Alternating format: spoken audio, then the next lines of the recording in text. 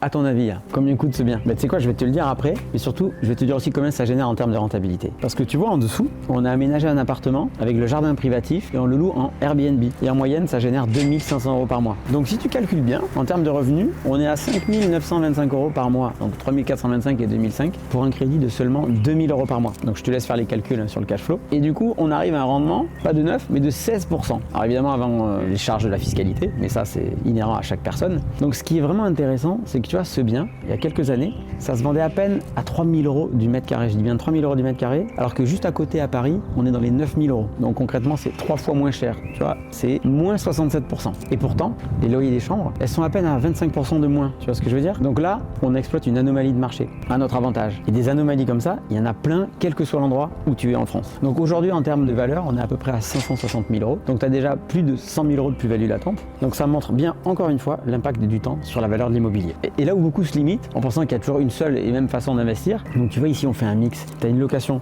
longue durée en haut avec de la colocation et en bas une location courte durée en Airbnb. Donc voilà, le rendement, c'est pas juste un petit chiffre sur Excel. Derrière aussi, il y a la facilité à louer, le mode d'exploitation que tu vas utiliser et le temps qu'on laisse à l'investissement pour prendre de la valeur. Et si tu commandes guide, je t'envoie un e-book qui t'explique les 6 choses à savoir pour investir en 2026.